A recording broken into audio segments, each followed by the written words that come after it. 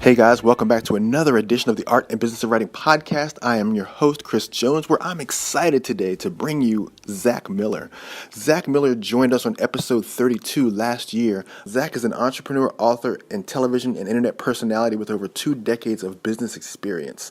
Zack has just released a brand new book, and he's coming on today to talk about how you can get influencers not only to endorse your book by putting their own words in it, but also to help promote the book because they are invested in it. So I'm excited to bring you Zack. This is something for nonfiction authors that's a big deal because, as a nonfiction author, when you're writing a piece of work, you definitely want influencers to be a part of your work. You want them either to write your foreword or to praise the book or find something to give you that social proof or that credence that gives your book a little something extra. And Zack is going to dissect how he does that and how he did that with his current book. So without further ado, here's Zack Miller. Zack, welcome back to the podcast. Thanks for having me. You know, when you're the self-appointed mayor of Hustle City, you only need one vote. And I got it. Yeah, I was kind of wondering about that. I was like, man, that must be an easy thing to rule the town that way. A guy on my team started doing it, I think as a joke, and then it caught on, and then I guess we just kept going with it. So it's an icebreaker. That's hilarious, man. Did you ever use Foursquare when it was popular? What is it called? Huh? I'm not familiar with the platform. What is it? Foursquare? A little bit, yeah. Yeah. Years ago, there was a Foursquare platform, and you would go to certain places and check in, and then you could become the mayor of that place based on the number of times you would check in. Yeah, there was a few places I always wanted to be the mayor of. Chipotle, obviously my own office, and the mayor of Hustle City, obviously, but I never did become the mayor of Hustle City on Foursquare, unfortunately. So is Hustle City is that your self-proclaimed name for Norfolk? It's really not city based at all. It's really in a direct kind of push towards people who say they want something but aren't willing to do it. And so I just find that people are wanting the world overnight. They want a specific outcome to happen, and they're just not pushing it, or they're not raising their hand. I mean, to me, it's not about 24/7 hustling or anything like that. And it can be different meanings for different people, but for me, it's about if you want an outcome to happen, you need to raise your hand and go after it. And so many people don't do it. I guess some people in my neck of the woods have kind of adopted it. It wasn't necessarily meant to do that, but anytime anyone uses our taglines or words that we use, I'm cool with that.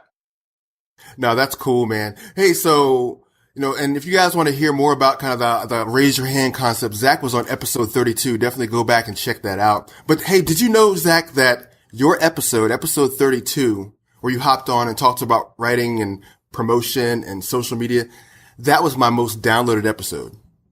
Well, there you go.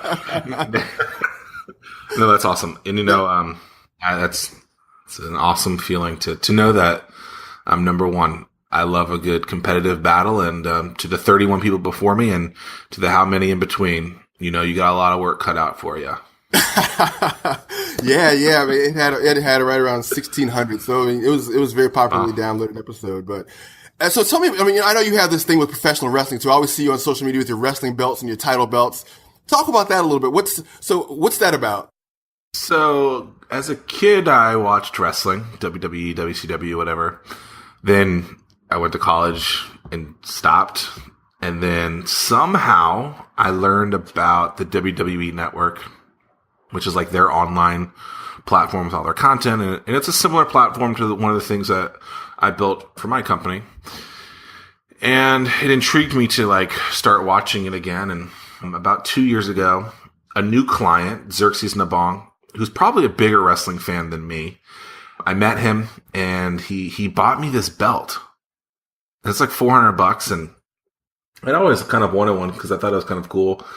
And he's like, "Oh, you're the small business champion. Hopefully you'll be the champ for more businesses in the future. Here's this belt as a token of my appreciation." I'm like, "You just bought me a $400 belt? That's ridiculous." And so I decided at that point that we had already been talking about champions in general, and that we kind of were the champions of small businesses. And so how could we take that and kind of leverage that into our brand? And we've incorporated into a lot. So You'll see me holding it frequently. It's also an icebreaker, right? And so people are looking for things that, can get them in the door, and that belt helps. And people might laugh, but they remember it. And, to me, being remembered is something that's important. And, WWE is, whether you care or not for it, they're a $1 billion business. They've taken a very small business and turned it into an international powerhouse. Their social media is, they have more followers than any other major sport in the world. And so they're doing something right. And it's interesting to see it, and to try and implement some of the things that they do into our day to day. Yeah, no, I grew up watching WWE too. I loved it. Every Saturday morning, I was like just glued. Who was your favorite wrestler? Growing up, oh, dude, I had so many. I loved Macho Man. I was a big fan of Roddy Piper, Jake the Snake. Like, I tend to like the heels more than the faces as a kid. I think a lot of it was because Hulk Hogan ruled the universe for 7 straight years. And so you just wanted somebody to win other than Hulk Hogan, Yeah. How about yourself? Probably Ultimate Warrior. Macho Man was a good one too. A lot of the ones that you mentioned have passed away, which is obviously sad. Yeah.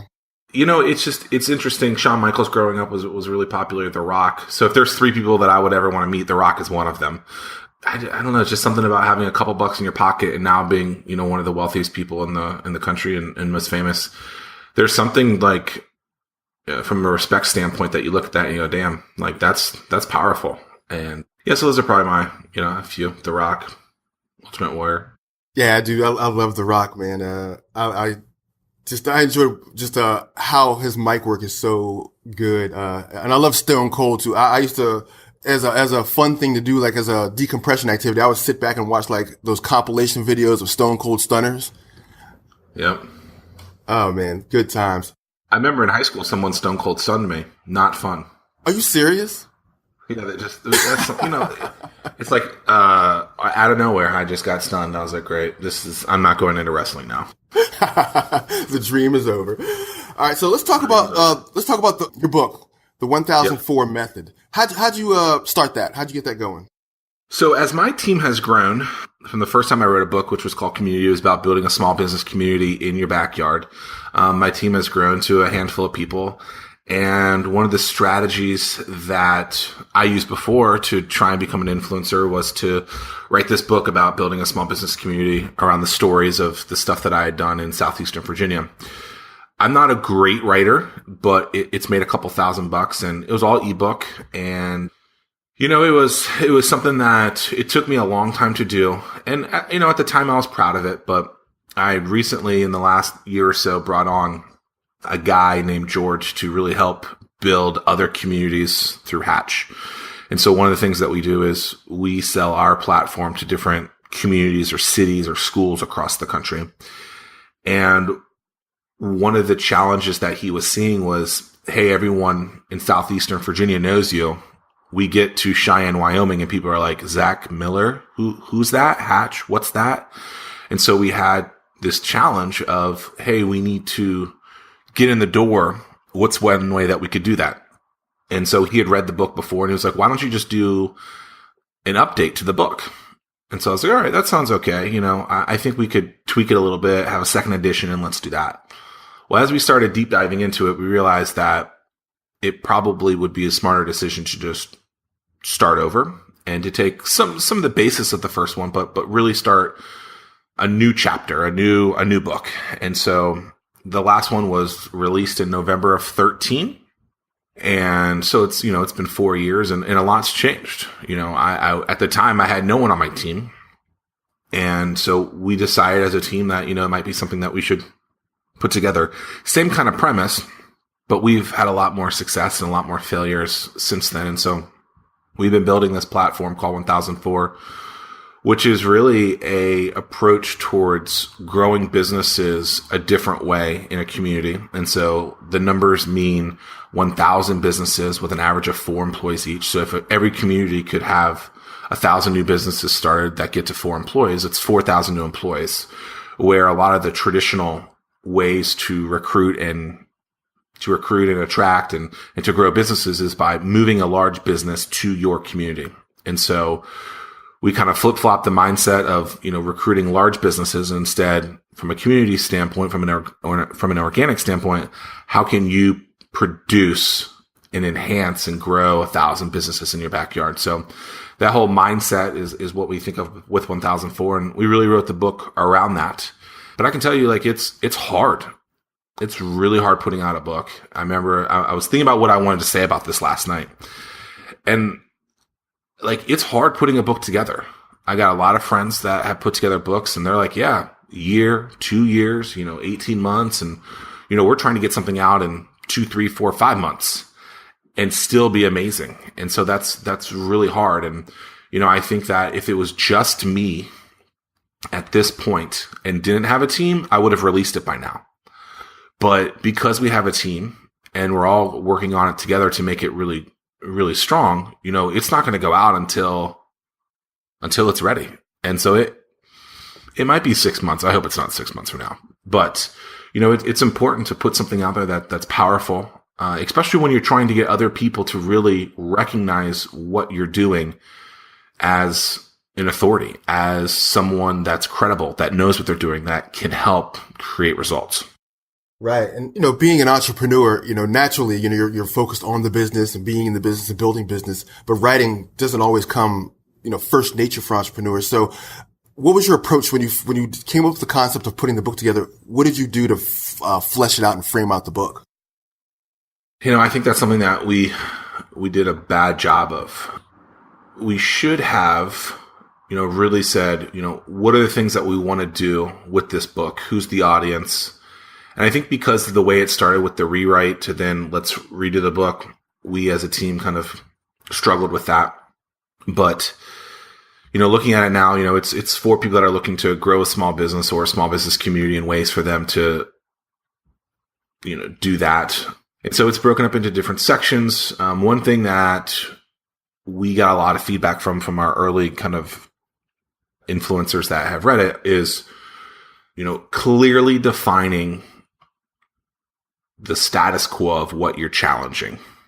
And so that's something that we're really trying to double down, triple down on, and really make sure that we explain what that is.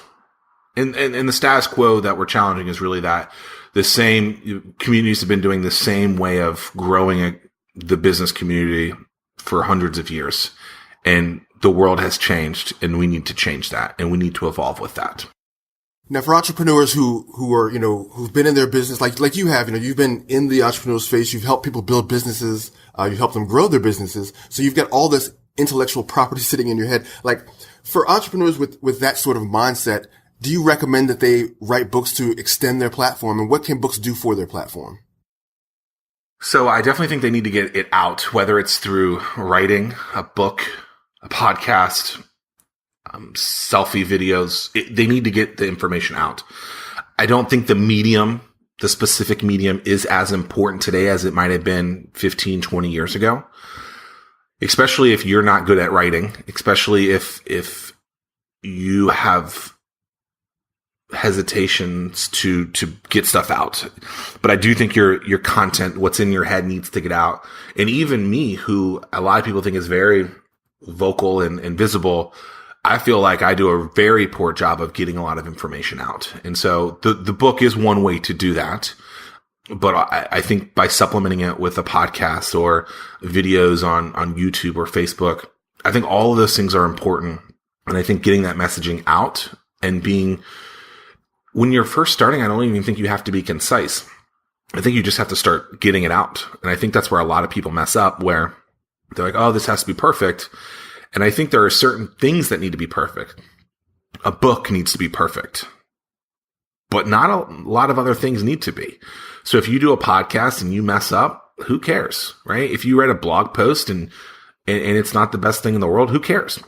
If you write a book, that's like a stake in the ground. And so there's not many things that need to be perfect, and a book needs to be, or it needs to be pretty darn close. But from getting your messaging out there, just start. Get on YouTube, Facebook Live, whatever it may be, a podcast. Join this podcast, right?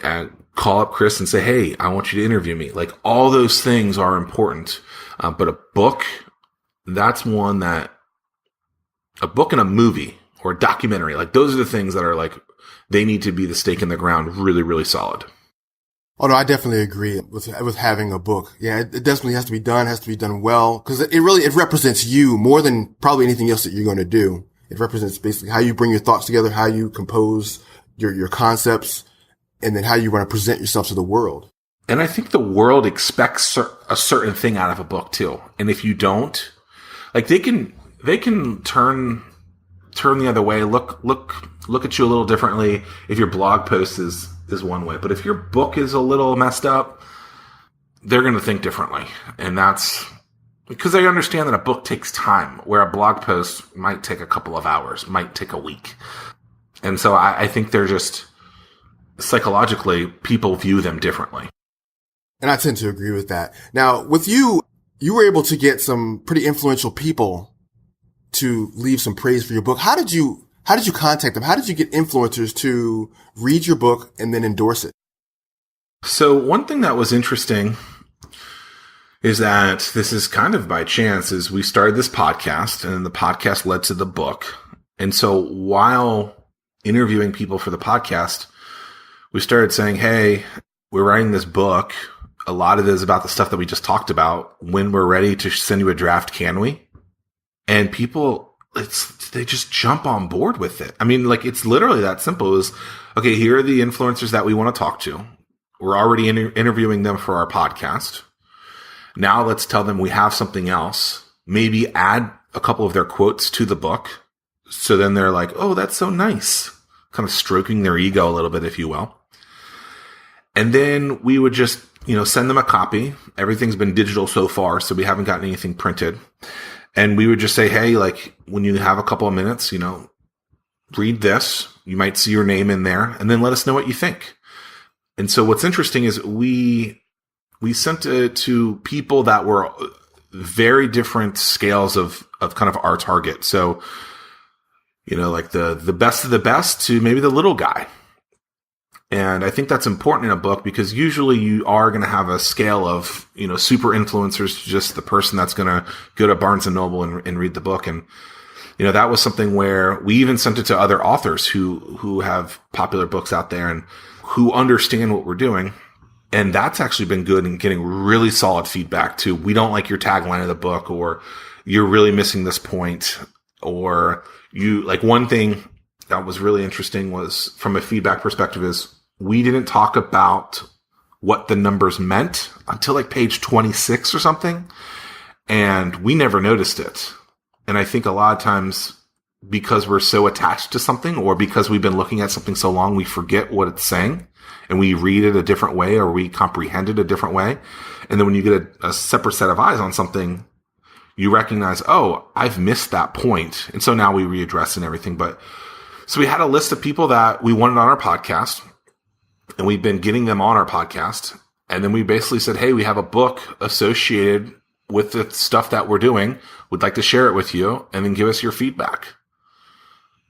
It was pretty simple to get stuff like that. And then throughout time, people that have said positive things about 1004 in general, we've recontacted them and said, hey, this is the quote that you used before.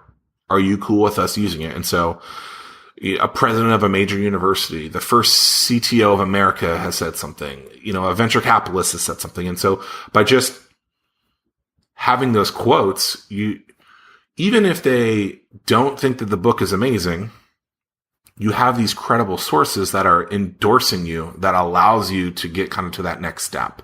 And I think that's powerful. No, that is, when I saw, the people that you had who had left quotes of the book, I was like, wow, that is amazing.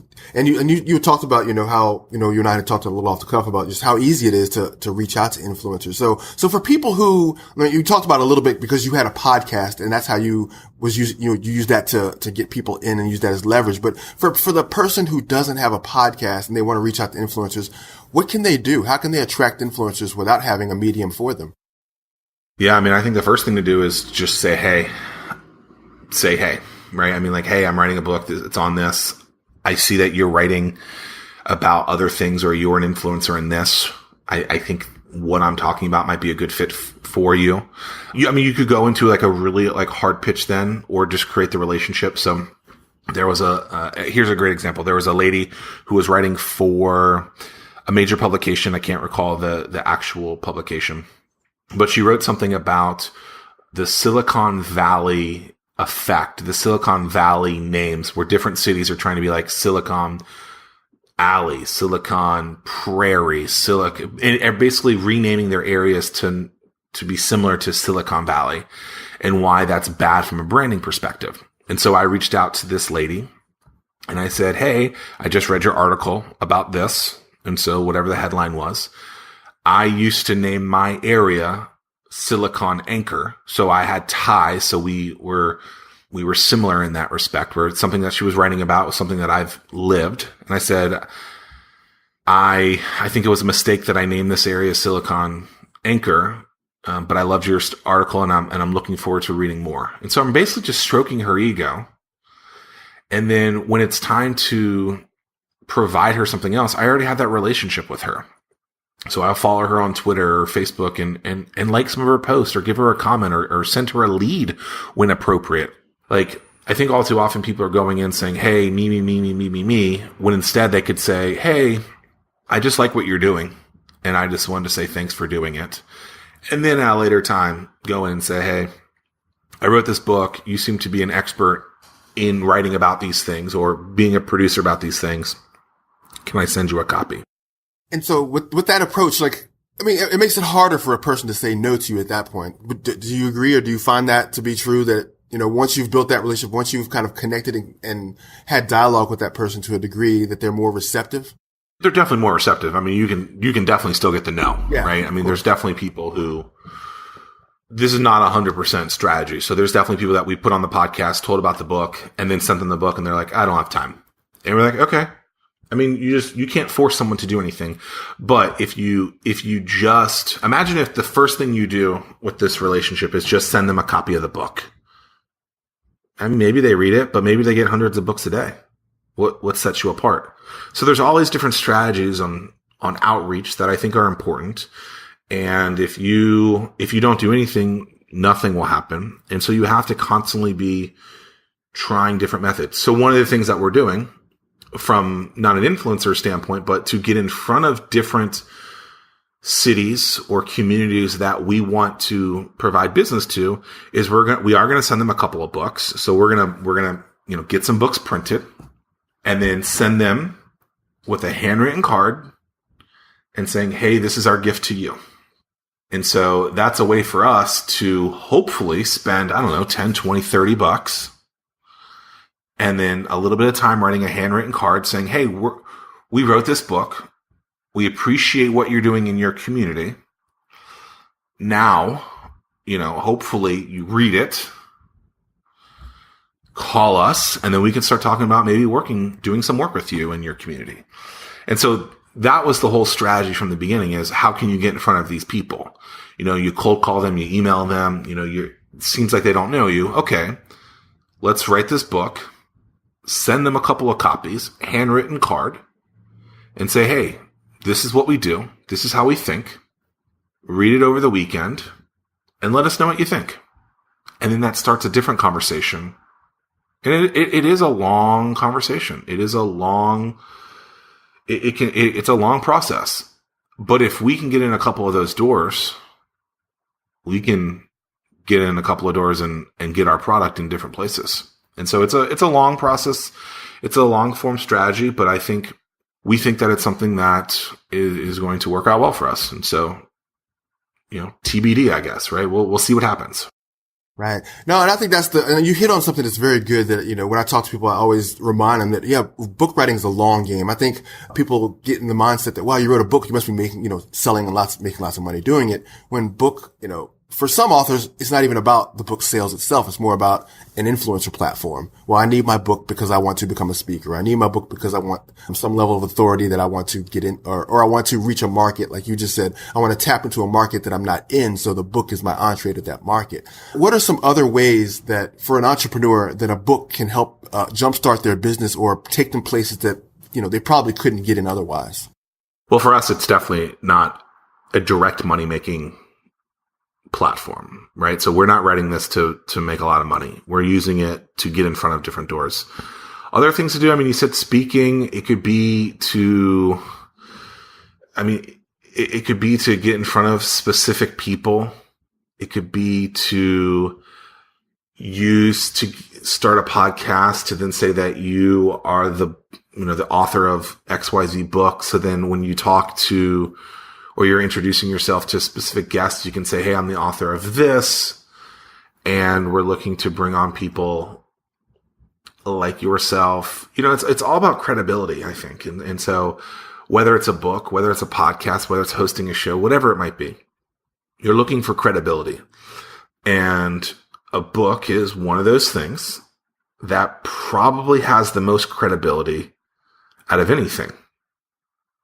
And if you can take that book and somehow game the system and get on a big list, Wall Street Journal, New York Times list, somehow you can do that, then you can say you're a, Wall Street Journal, New York Times bestseller. Our game is not to do that, but there are plenty of people who do that and then can leverage that to get to the next step. My good buddy Chris Hill wrote his first book to get speaking engagements. Well, that first book did so well that he got a publisher to pick up his next book. And stuff like that, could get you nice chunks of change, more authority and credibility. And I think all those things, you have to look at this entire thing as a long game, right? Don't try and get one single home run to win. Instead, it's a series of actual at-bats that are singles or walks or doubles. And you put those things all together and it becomes a game, a season, and a career. And I think that career is really, really important. I think we talked about baseball last time. Yeah. And so if you're doing it to make a quick buck, you might make that quick buck and you may never do anything ever again. And to me, I'm trying to make the Hall of Fame, and I don't know what the Hall of Fame looks like. I don't know what the requirements are, but that's how I think.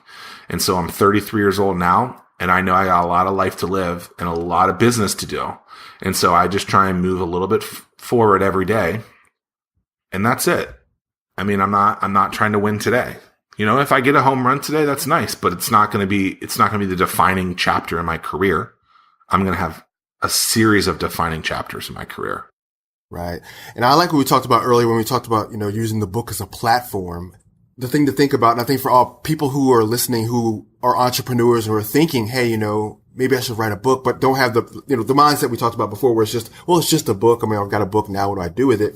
I mean, you've got the opportunity to leverage that into a series of books. If the book lends itself to that, if you have a particular type of business, you can turn one book into 5 books talking about various aspects of business. Yeah. And you have to be thinking of the marketing behind it too, because if all you do is write it and then you put it on Amazon and hope that it does well, I don't think that's not a good avenue to take. And so, you need to be constantly be pushing, hey, this book is out every day. And if you don't, the book might never sell and you're not going to be able to get that credibility over and over and over again. And so it's important. And, whether it's marketing it through your bio and the way that people introduce you, through posting about it every once in a while on social, sending an email to someone, adding a signature in your email that says, hey, I wrote a book. All these little strategies, you do 1,000 of them, they add up to a nice little career. But the thing is, you have to do a lot of different little things to make one big thing, because most of us don't have publishers behind us. Most of us don't have these big marketing budgets behind us. So we have to get very, very creative in the way that we distribute. And if we don't, and we do one thing, we're probably not going to see very strong results.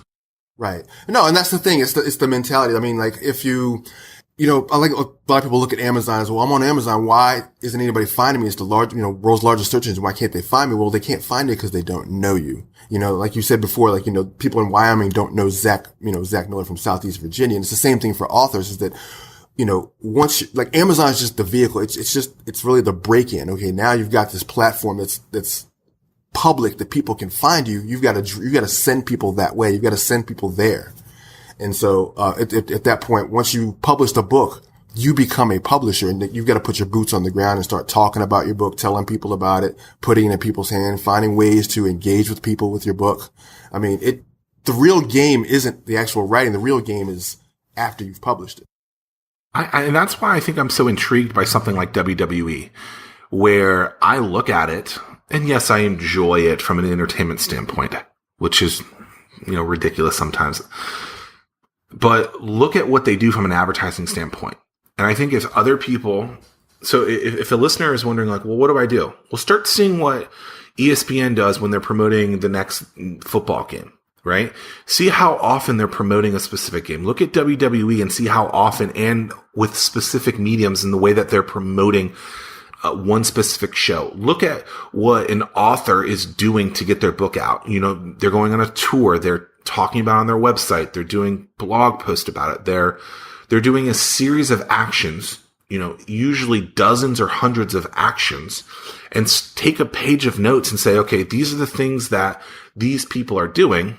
See which ones you have access to do and copy it. I mean, the playbook is literally in front of us. And so, you're watching a football game and see how often Monday Night Football is promoted in all of ESPN's publications, on apps and advertisements and just everywhere. Like, if you can start looking at that as a case study saying, okay, they're promoting this pretty hard. I need to promote that pretty hard too. The content exists, right? Their book is the game, but the way that they're promoting it is by distributing it on a multitude of different mediums for a lot of people to see. And that's what you need to do to be seen. Just because it's there doesn't mean that people are going to be a part of it. Just because it's there doesn't mean people are going to tune in. You still got to remind them and introduce them and show them and give them a reason why they should tune in. Right. No, that's exactly right. Which is why I always tell people, finish your book before you start it. And it sounds almost counterintuitive. What do you mean finish your book before you start it? Well, start with a synopsis. Basically, that's basically you writing the entire game plan. So you know what the end game is going to be before you start writing the book. That way okay, well, I'm going to write these are the chapters that I want to write. These are the places that it's going to go. These are the categories I'm going to put it in at Amazon. This is the back cover. It's like you basically have the entire blueprint laid out before you set a word on the page. It's a good strategy. And I think if you don't do that, I think we knew parts of that when we were writing this next book, The 1004 Method. But there were things that we definitely forgot about that.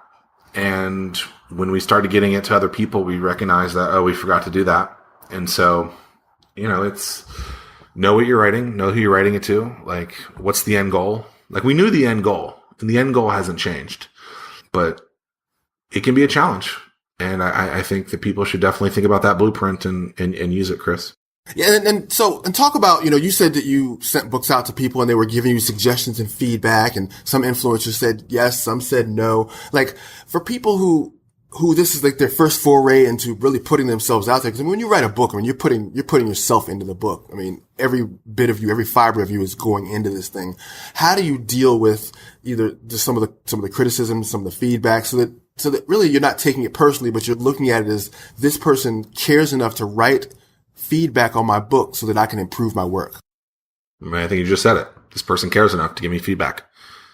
If you're asking for feedback, you better be willing to handle the worst feedback possible. It's a bold statement, but it's the truth. Like, if you're not willing to hear the best and worst advice, the best and worst thoughts on your baby, then don't ask for it. Don't write the book, because you're going to, right? As you grow your credibility, your status, you are going to have people that absolutely love you and absolutely hate you. And that's just the game that we play, right? The New England Patriots are one of the greatest sports teams ever, or at least in the last 2 decades, right? They have a lot of haters. Do you think they care? The same should be for your book. If you're writing something, you actually should. We know, because we're writing a controversial book, that we're going to have haters. And we're okay with that. We actually think it enforces what we're saying and allows us to leverage that. And so, people are going to critique what you do, and that's okay.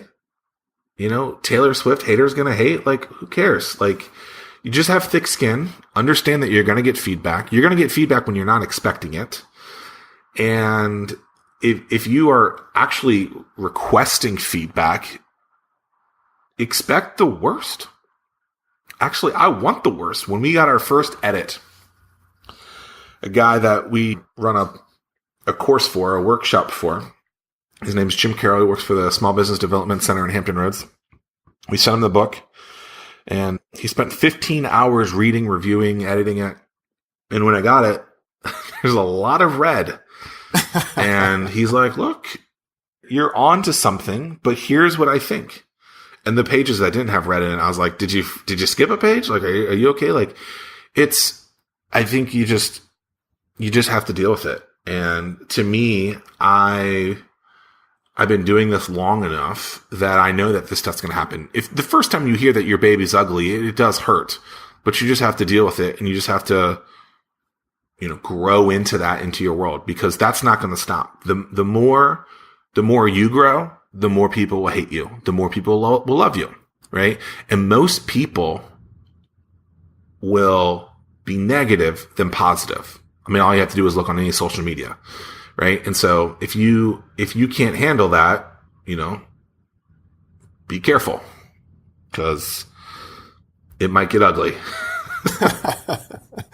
All right. Now, I want to talk about influencers one last time for those who want to pursue influencers for their book. They're working on it and think, oh, well, that's a great idea. I'd love to have some praise to add in the front of my book. Where do they need to start to find influencers? Like, would you recommend them going on to Facebook or to Twitter or how did you do it? What do you do? So we knew our target customer is someone that is running a specific ecosystem in a city across the country. And so we know the keywords that are associated with that: founder, community builder, economic development manager. So take that keyword, add in cities. So in our case, we know the city, and type that into Google. That's the first way you can find something like that. You could look at books that might be similar to yours and look for reviews on Amazon, or people that already have given reviews or on the book. So if you look at different covers, so go to Barnes and Nobles or Books A Million, if that's still open, or whatever the other big bookstore is, go to your school's bookstore and just start looking at books in your industry, books in your topic, and see who is providing the reviews on the covers, on the back covers, and write those down and, validate that they are like legit people that could be influencers that could help you, and then create a relationship with those people. Again, I think the playbooks, the blueprints are all in front of us. We're just really lazy and we don't do it. And so we'd rather write the book and then not market the book, because the book's the greatest thing in the world and it should automatically make $1 million, when we have access to go to a bookstore, to a library, and say, okay, well, who's endorsing this? Right? Or what are the keywords in my city or in my industry? Use that and find the people that are talking about that. And so if you type, small business champion, Fargo, North Dakota, something's going to pop up. It might be about just the city in Fargo. It might be a blog post about Fargo, North Dakota. Who wrote that article? Or who is quoted in the article?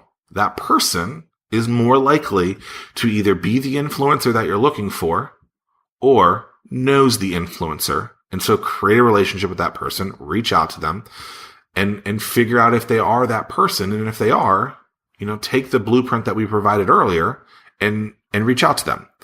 And so it's very easy to find these things. I'm actually looking at a book right now. There is no influencer on the cover. So that's a bad example. But there are plenty of books in the world that have these influencer quotes, and you're using it for credibility. But it's super easy to find these people. Now, getting them to say yes is a totally different story, but that's why you create that relationship with them. They become a fan of you. And because they're a fan of you, when you ask them for something, they're more likely to say yes. And that's ultimately what you're trying to do. Yeah, I know. Whenever I see a book that has, lots of influencers inside of it, or lots of kind of praise and things like that, it gives it more credibility to me. Like I'm more intrigued by what's inside the book because people took the time to write those reviews. Yeah. And I mean, it helps sales, helps you make that decision. I think whether it's a book, a website, a collateral from a booth, like all those things are important. If you see an article that's written by a big brand about you, there something psychologically is making you go, if this brand is talking about this person, if this brand is talking about this brand, maybe I should look into this. Yep. And I'll tell you something cool that I saw. I was at the bookstore and I saw a cop, Milo Yiannopoulos wrote a book called Dangerous, and Milo's he's very lightning rodish, and he did something that I thought was probably some of the most brilliant book marketing that I've seen in a while. Have you seen his book? I've not. He put all of his negative reviews all over his book. I thought about doing stuff like that in general about my business. Yes. I haven't done it yet, but I mean, that's definitely something in my mind where it's like, why don't we put the negative stuff out there? Now, we don't have a lot of negative stuff, right? We definitely have some. But what would happen if you do that, right? Like, because everything is so transparent about positive stuff, not negative stuff. And so, like with our platform, when we're selling to customers to buy in, I mean, we'll blatantly say, like, if you're expecting results overnight, don't buy this, right? If you're expecting to get a 6-pack by working out using our platform, like you would if it was exercise, like this is not going to happen overnight. We're going to teach you guys how to work in the ways that you need to work to improve your business. And so if you join a gym and think that you're going to get buff overnight, we're not the platform for you. And so I think that can be difficult for people. But yeah, that negative piece, like I've really been contemplating like a way to implement that into it. Because sometimes like we have customers that will come and we have courses that will teach them how to start a business. And within 2 months, they realize, I don't want to start a business. You actually taught me that this isn't for me. And to me, that's a win, right? But to other people, that might not be the stroke that's necessary to get them to go. And I love the negative thing. I'm definitely gonna have to check that out because I think, again, it's a way to get someone to look at you. And, if that works, maybe that's something to do. No, absolutely. I mean, it's bestseller bound, but I think that's the funny thing is that when you know yourself that well as he knows himself, he knows, okay, if I put my negative reviews on there, it's going to galvanize my audience because now my audience is definitely going to want to read my book because it's so loaded with all the hate that people have. Because that's a part of his platform. Part of his platform is that he loves trolls and he loves dealing with trolls and he loves debating trolls. And so it works. That's awesome. I mean, we were talking about before, like, how do you deal with the critiques? Sometimes you're asking for the critiques. Sometimes you're not. Oftentimes you're not looking for the critique and you get it, or you get some sort of information. And, you just gotta take it and be like, okay, like, listen to it, care that person is providing feedback. But I mean, you can't let it get to you. I actually got something right before I went to bed last night. And right as I woke up this morning, someone sent me a text at like 3 a.m. I did not wake up at 3 a.m., but when I woke up, I got a text and it was the same thing. That's basically a troll saying something. And my response is, okay, like, who cares? Like, I'll probably reach out to the person and say, hey, thanks for, promoting us. I appreciate that. And I mean it like that. Like, they're literally promoting us now, right? So our brand is being promoted through some troll or some hate. Thank you. Thank you for the free publicity, right? I will absolutely take it. I mean, I'm not worried about it hurting my brand because I know that the people that we help, we have true credibility from, and we've done that thousands of times. So, the couple of haters out there, whatever. Yeah, no, I tend to agree. I think that, it's healthy for an Amazon review to have a couple of 1 and 2 stars because then it really shows that people actually read the book and disliked it. Even if that's not the result. For me, I'd rather have any kind of rating than no rating at all. My only issue with ratings, reviews, 5 stars, 1 star, 2, 3, 4, whatever, is there is no, like, is it a rubric? Is that what it's called? Like, where it's like, this is what a 1 should look like. This is what a 2 should look like. This is what a 3, a 4, a 5. And so to me, like, with Yelp, and I think this can be similar to books, like, if you're a dive bar, but you're the best dive bar ever, are you a 1 star because you're a dive bar? Or you are a 5 star because you're the best of the dive bars? And then if you're like a fine dining, you know, are you a 5 star because you're fine dining? Like, some people look at reviews one way and be like, well, you know, my fine dining experience was lovely, but then my dive bar experience was also lovely. Are they both 5 stars? Or is it because that I was in a dive bar that should be a 1 because it's a dive bar? And so I think it's actually important when we're consuming the reviews to understand, to take them with a grain of salt, that there is no guide to know. Like, I've seen stuff where people are like, 3 star, loved everything about this place, 3 star. Like, paragraphs of positivity, 3 star. And I look at that and I go, well, why did you get a 3 star? If all you gave it was praise, why didn't you give it a 5? Right. And so, like, that irks me about ratings, because all you say is positive things, yet you don't give it a full 5. And so what are you actually grading? And what are you comparing it to? And so whether it's your book and someone's like, this is the best book ever, 3 stars. You're like, what? Why did you give me 3 stars if this is the best book ever? Well, it's the best book ever in this category. Oh, this is the best meal I've had at a dive bar, but it's not the best meal ever, so I gave you a middle of the road. And so my buddy actually is a community manager locally, and I had the same conversations with him, and he's like, yeah, there's no rubric.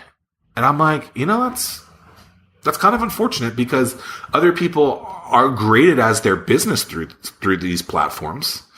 And I think it can be a challenge. And so people are like, well, it's context, and, you know, so you got to read it with context, but still, I think that's still kind of difficult. Yeah, no, those are all good points. All good points, for sure. So in wrapping up, I'd like for you just to share some parting advice for entrepreneurs who are looking to do the things that we talked about in the podcast, who are looking to start writing from somewhere, figure out their topic, and put it on the market with some influencer backing. Yeah. Books are hard. You know, there's so many unknowns still, right? So, I mean, you're going to spend so much time on something. To have that unknown, it's kind of scary. But to know that if you can put something together that is meaningful to someone. So have a couple conversations with people first and say, hey, I'm thinking about writing a book about this. This is the outcome that I want. This is who I think will read it. You know, if you can have conversations like that, I think you should do that in business too. Like, don't start a business until you have conversations with people. But if you can take that kind of process of, okay, I think this is who my book is for.